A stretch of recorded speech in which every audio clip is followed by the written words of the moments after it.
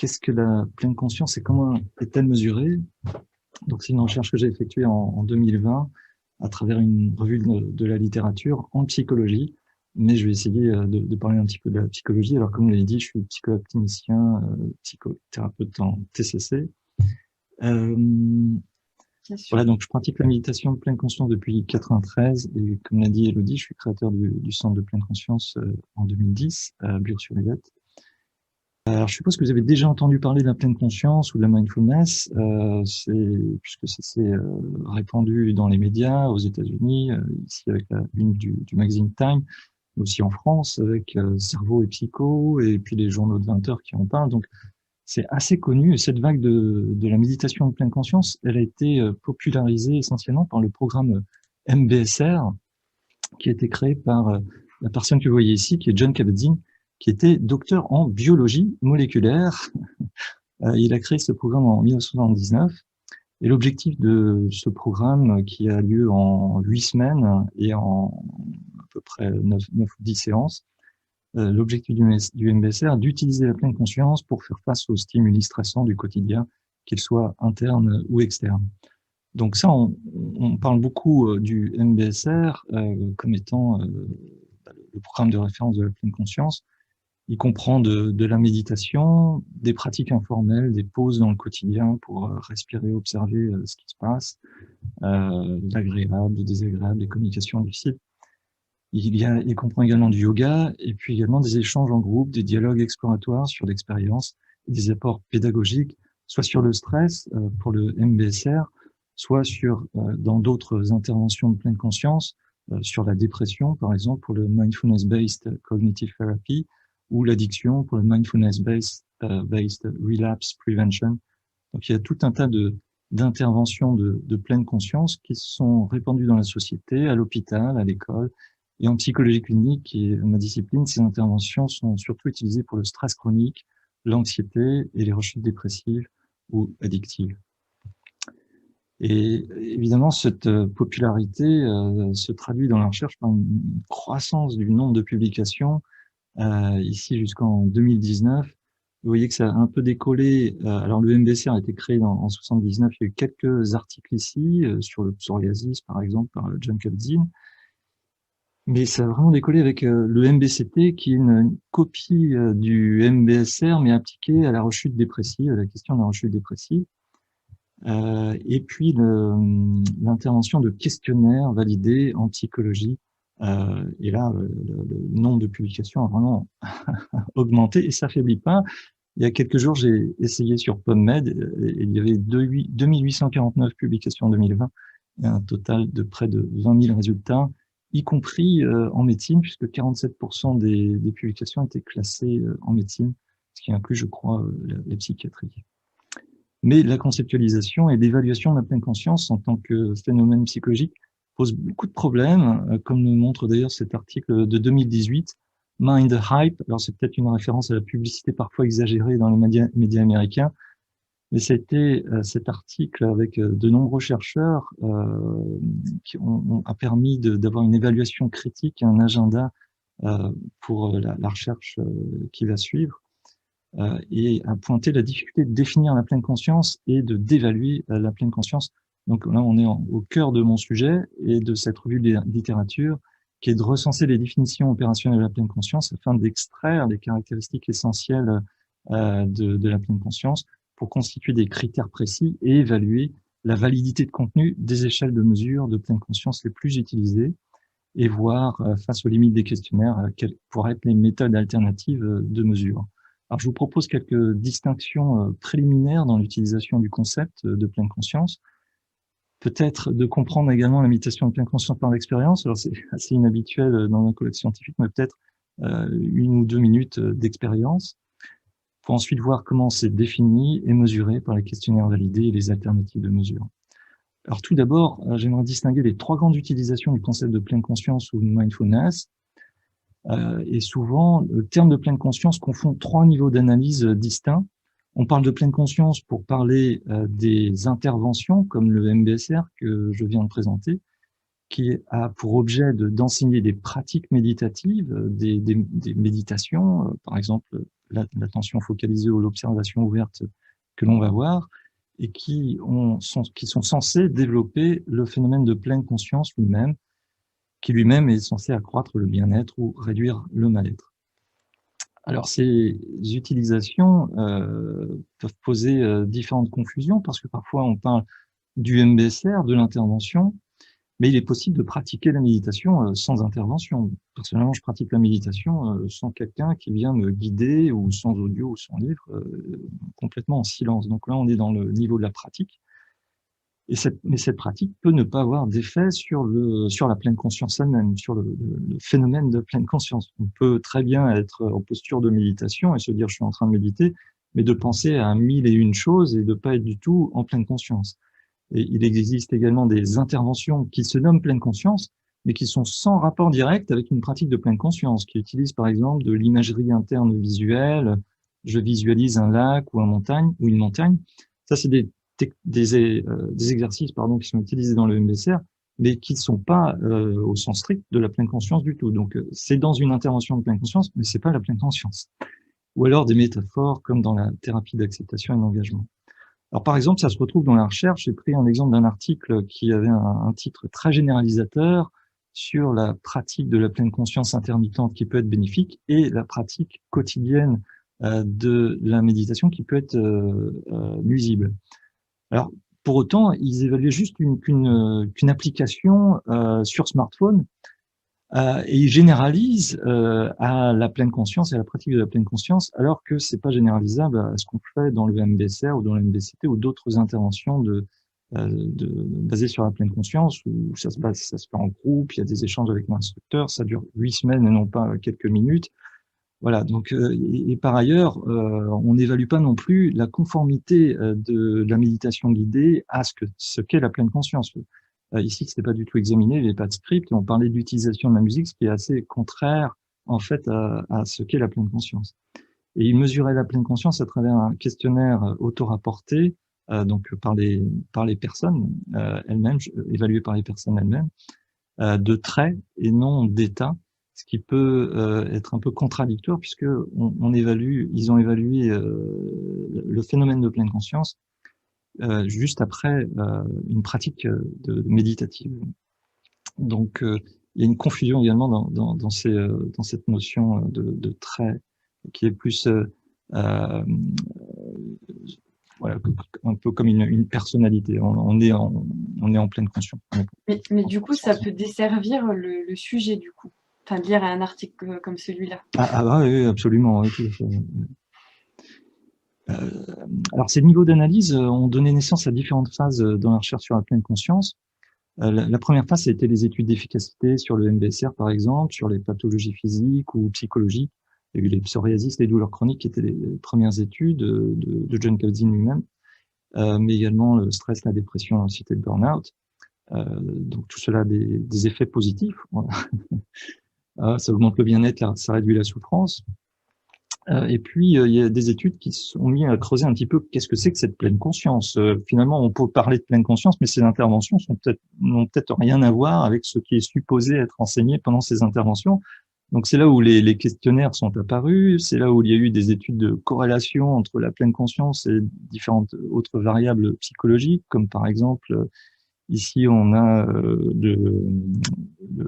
le but dans la vie, le stress, des symptômes médicaux. Donc, on voit que toutes ces variables de résultats, sur toutes ces variables, heureusement, ça a un effet positif puisque les symptômes baissent. Et puis, on a essayé également de creuser un petit peu quels étaient les processus ici, attentionnels, cognitifs, émotionnels en jeu. Et là, on voit que le questionnaire Mindfulness FFMQ avec différentes facettes a été mesuré avant l'intervention du MBSR et après l'intervention du MBSR.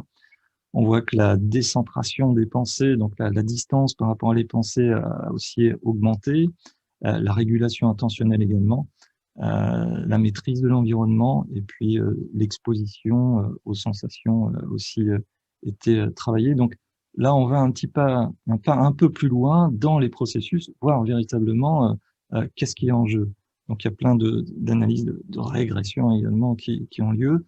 et sur principalement en psychologie les pensées. Donc c'est les processus de diffusion, de métacognition, de décentration à l'opposé de la rumination.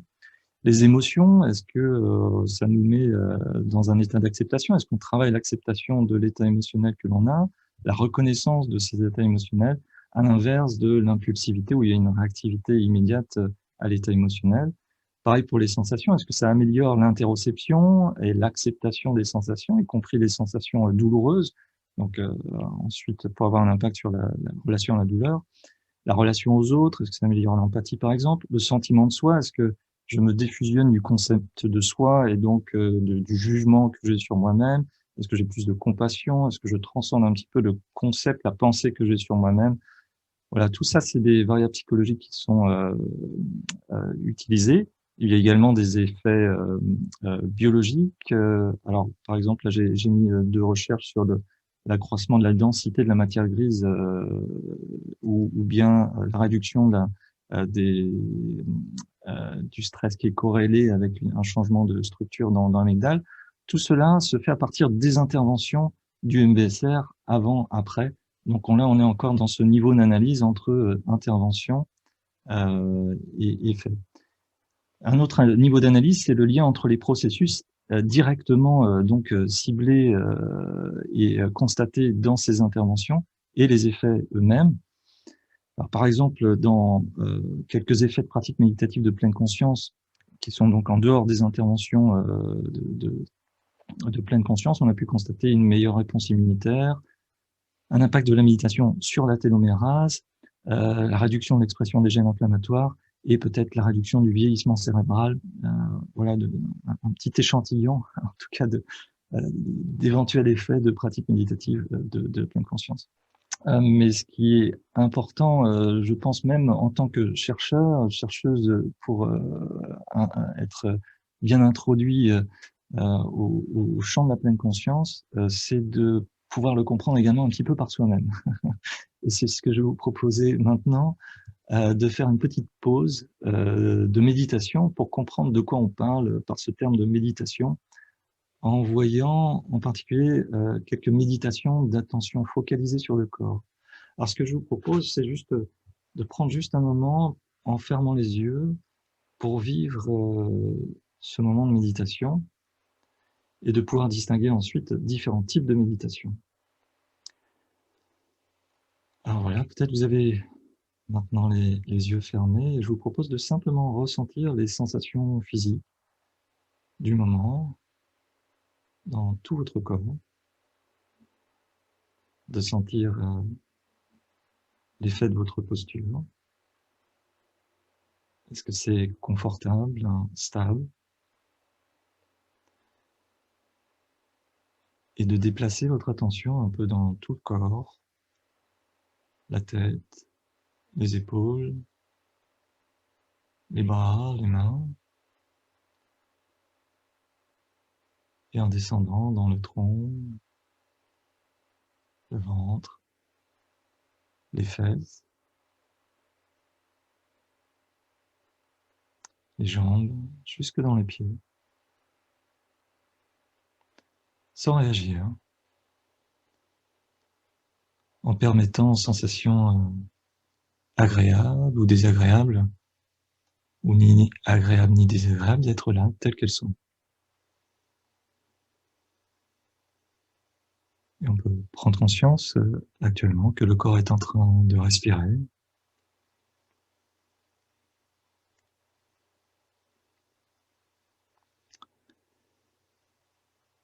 Et on peut ouvrir notre intention à tout ce que l'on ressent actuellement en nous, en observant ce qui se passe dans le corps, au niveau mental, les éventuelles pensées qui peuvent être là.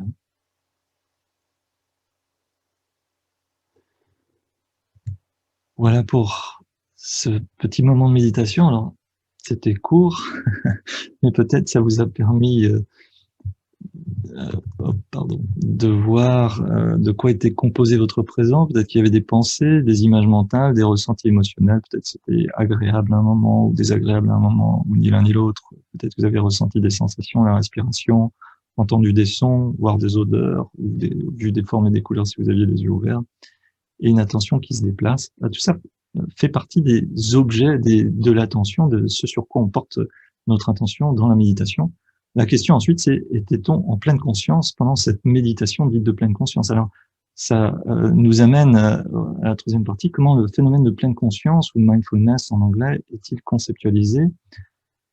Alors, peut-être en premier, on peut dire que déjà ce terme n'est pas nouveau, hein. Il y a une historique, une origine bouddhiste. La pratique de la pleine conscience est bouddhiste, et même le cœur de la méditation bouddhiste selon les auteurs bouddhistes. Le terme de pleine conscience était aussi répandu. Il n'a pas été créé par Jon Kabat-Zinn, et il existait déjà en 75, notamment avec un moine vietnamien qui s'appelle Thich Nhat Hanh. Et puis, le terme de mindfulness a aussi été appliqué à cette méditation dès le 19e siècle. Mais les interventions basées sur la pleine conscience sont parfaitement laïques, axées sur la santé et sans référence religieuse. Mais c'est important de mentionner cette origine, puisque pour introduire ce champ de recherche en psychologie, on a dû passer par les experts de la méditation de la pleine conscience bouddhiste. Donc, j'ai fait une revue des définitions qui apparaissaient dans les articles de recherche, mais qui sont cités, qui proviennent d'auteurs, d'experts de méditation bouddhiste. Et puis, j'ai continué avec une revue des définitions par des psychologues, par des chercheurs en psychologie, notamment cette définition qui a beaucoup marqué le champ de la psychologie de Brown et Ryan en 2004, qui est celle de la pleine conscience comme étant juste une attention ouverte ou réceptive et une conscience des événements qui ont lieu sur le moment et leur expérience. Alors le problème, c'est comment, une fois qu'on a fait cette revue, comment sélectionner la meilleure définition? On peut juxtaposer, comme vous venez de le voir, ces conceptualisations différentes, mais ça peut nous laisser vraiment dans la confusion et dans l'attente d'un consensus qui n'arrive pas. Alors, ce que j'ai fait, c'est que j'ai fait une analyse de contenu des caractéristiques les plus consensuelles de la pleine conscience, du champ de la recherche sur la pleine conscience, en comptant le nombre d'occurrences des caractéristiques dans ces premières définitions de la pleine conscience qui ont vraiment défini la pleine conscience dans le champ de recherche sur la pleine conscience. Alors, ça permet d'extraire des tendances de caractéristiques les plus citées dans les définitions.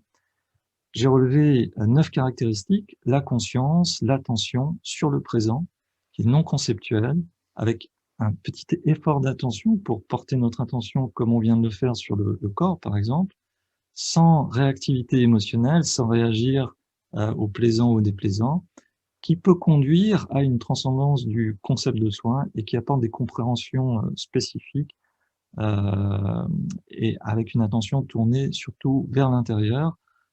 Alors, en fonction des auteurs, leur définition paraît complète ou non. La plus complète était celle de Bishop et la moins complète était celle de Brown et Ryan, qui pourtant était la plus répandue.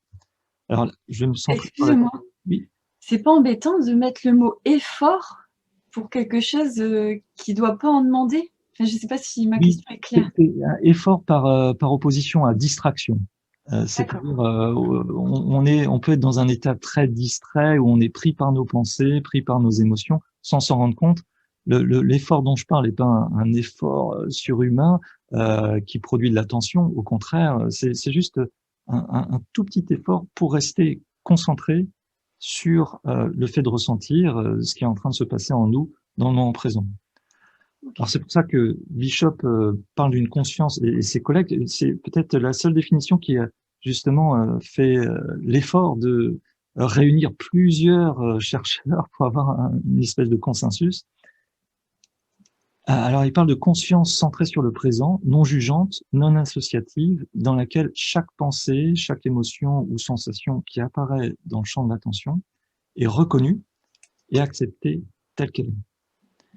Ils vont plus loin en parlant d'un processus d'acquisition d'une compréhension intuitive, insight, de la nature de son esprit, et de l'adoption d'une perspective décentrée sur les pensées et les sentiments, donc un peu de distance par rapport aux pensées et aux émotions, afin qu'elles puissent être vécues dans leur subjectivité plutôt que de les prendre pour la réalité même, et dans leur aspect transitoire, impermanent, plutôt que de les voir comme étant une identité fixe permanente. Voilà, ça c'est la définition en tout cas la plus complète. J'ai essayé de simplifier les caractéristiques relevées tout à l'heure en des caractéristiques primordiales, c'est-à-dire qui ne portent pas sur les conséquences de la pleine conscience, comme la transcendance du concept de soi par exemple, ou des compréhensions spécifiques, qui a donné naissance à cette caractéristique et que j'ai résumé en 4 caractéristiques primordiales de la pleine conscience, contenues dans les définitions précédentes. Donc, il reste plus que conscience, attention, avec le petit effort de non-distraction, en tout cas, de rester avec l'expérience du moment présent, du corps et du mental, de l'esprit, avec une attention du coup qui est plutôt tournée vers l'intérieur, dans le présent, et qui n'est pas conceptuelle ni dans la réactivité automatique émotionnelle. Voilà pour les 4 caractéristiques primordiales. J'ai pu proposer une définition opérationnelle qui est une dimension de conscience pour en requérir un petit effort d'attention pour rester concentré sur ce qui se passe dans le présent, en incluant notre perception corporelle et mentale, et permettre de prendre conscience et de désactiver l'identification automatique au processus associatif du réseau sémantique et émotionnel. Voilà la définition opérationnelle que j'ai proposée, ce qui exclut certaines définitions et exercices que l'on trouve un peu partout dans le grand public ou dans certains exercices de pleine conscience. On visualise, on imagine, ou bien on porte notre attention uniquement sur l'extérieur, les fleurs, les petits oiseaux. C'est dans le présent, mais c'est pas forcément, il manque cette dimension de conscience intérieure. Ou bien on essaie de s'identifier personnellement à la pensée, à nos réseaux associatifs, sémantiques ou émotionnels individuels, qu'est-ce que l'on voit, on se projette, etc. Ou qui vise délibérément à créer des émotions agréables, par exemple, ce qui est propre de la relaxation, de la sophrologie, ou bien d'un type de méditation qui s'appelle la méditation de l'amour bienveillant, mais qui n'est pas la méditation de pleine conscience dans ce cas-là. Ça a permis d'évaluer la conformité des interventions qui sont censées enseigner ces pratiques.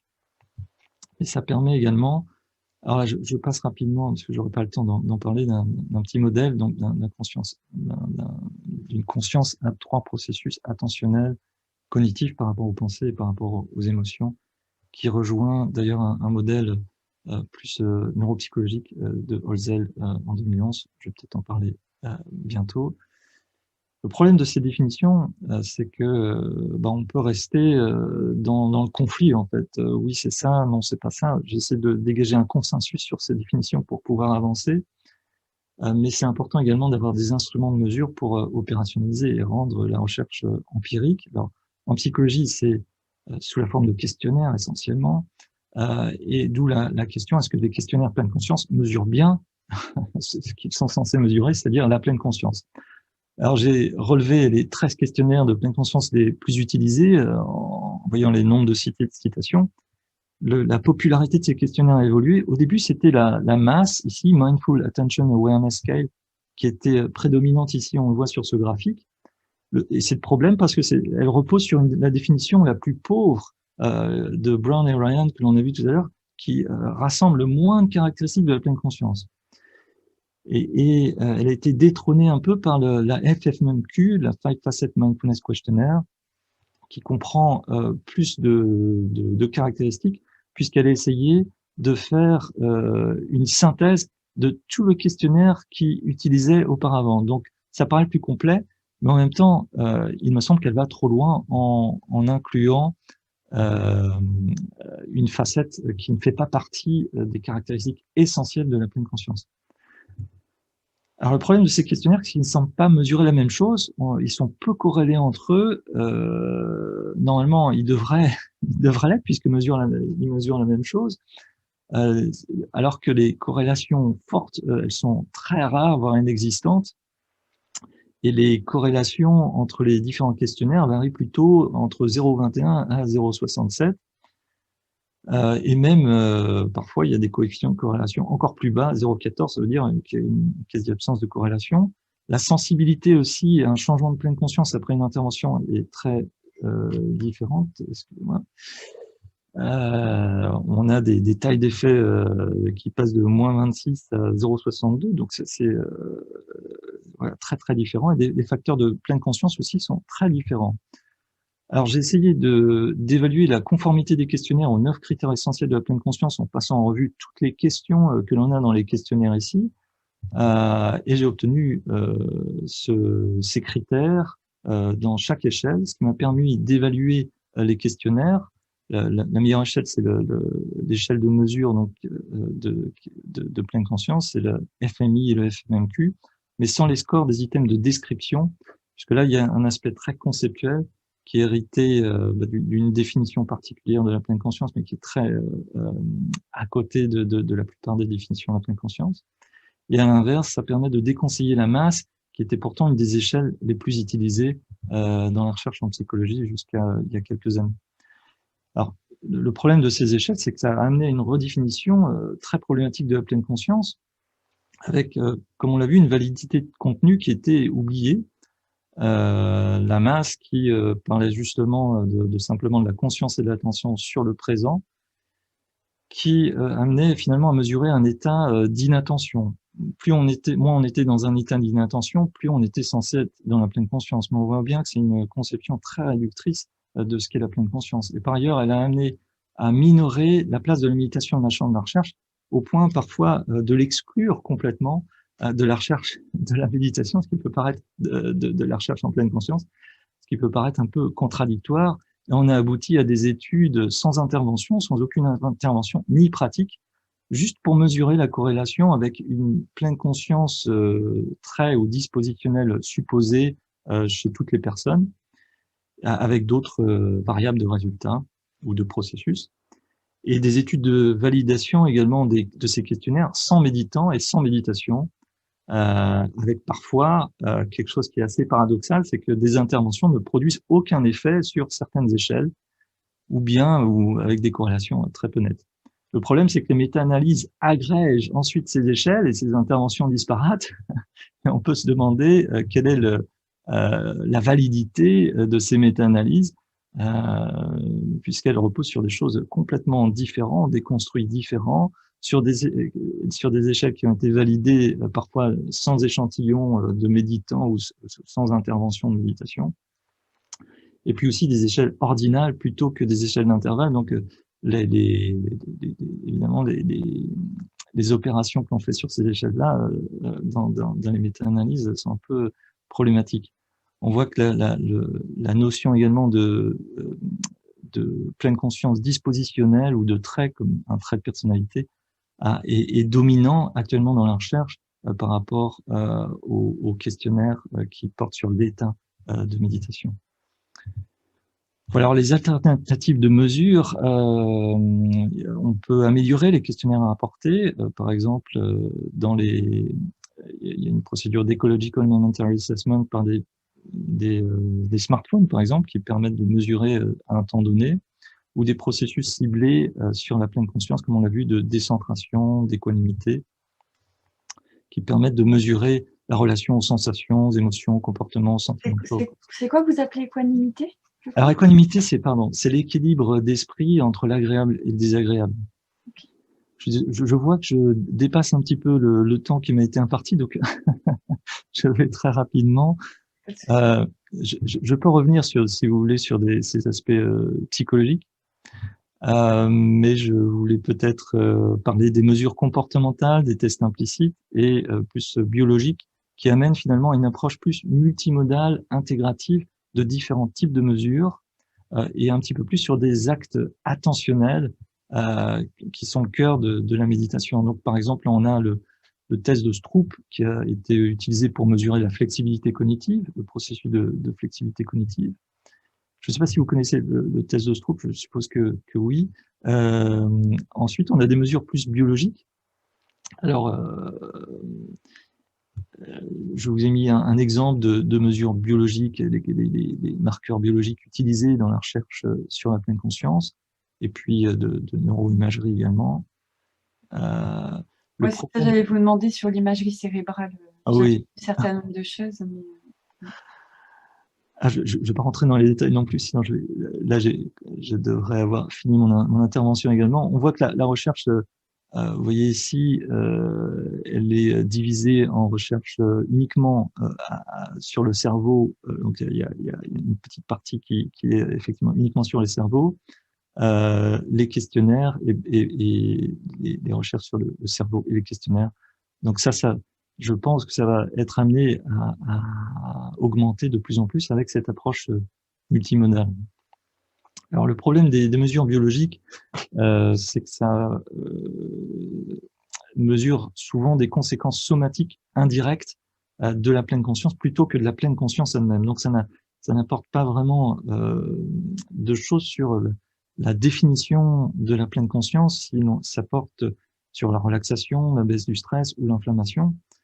Et par ailleurs, ça peut présenter l'écueil de l'inférence inverse qui consiste à utiliser des mesures du fonctionnement cérébral pour faire des inférences par procuration sur des fonctions psychologiques et donc d'objectiver à outrance en se déconnectant de l'expérience intérieure vécue.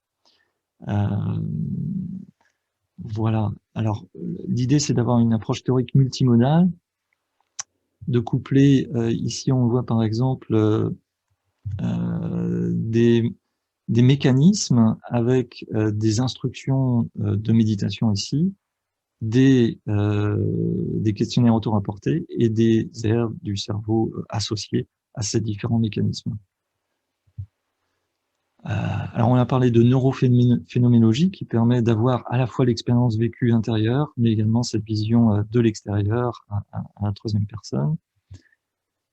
Mais c'est la caractéristique de cette approche théorique multimodale, c'est qu'elle retourne en fait à la méditation plutôt que de s'intéresser uniquement aux interventions MBSR, MBCT, pour retourner à un niveau plus fondamental et d'étudier un ensemble d'actes attentionnels comme l'attention focalisée que l'on a vu un petit peu ensemble ou l'observation ouverte également que l'on a pu vivre légèrement et de distinguer différentes caractéristiques de l'attention elle-même que j'ai citées ici. Voilà, je crois que mon temps est un peu écoulé. Je vais juste finir avec ces recommandations conceptuelles et méthodologiques qui ressortent de ma recherche. L'idée, c'est d'utiliser les termes les plus spécifiques dans le titre ou le résumé pour éviter la confusion ou la généralisation excessive que j'ai évoquée avec l'article de recherche que j'ai cité. D'avoir une définition opérationnelle, un modèle théorique fondé sur les caractéristiques essentielles de la pleine conscience que j'ai trouvé, d'utiliser des échelles de mesure à haute validité de contenu adaptées à leur contexte, d'agréger les données dans les méta-analyses seulement sur les mêmes échelles, et si possible, des échelles d'intervalle. Alors là, j'en ai pas parlé, mais il y a une procédure en psychométrie également du modèle de Rasch ou ART qui permet d'avoir des échelles d'intervalle avec les mêmes échantillons, dans les mêmes contextes et les formats d'intervention. Et puis de réintégrer les types et les niveaux précis de méditation, comme par exemple l'attention focalisée ou l'attention ouverte, qui sont des types de méditation de pleine conscience dans la recherche, et d'utiliser des mesures également hétéro-évaluatives associées à des mesures d'auto-évaluation, notamment donc, en croisant les données neurobiologiques et psychologiques. Voilà, je vous remercie pour votre attention, et si vous souhaitez aller plus loin, je vous propose mon blog ici qui propose dans un article plein de vidéos sur le cerveau et la méditation, donc avec plusieurs chercheurs en français et en anglais. Et puis mon e-book dont est issue cette recherche, qu'est-ce que la pleine conscience et comment est-elle mesurée,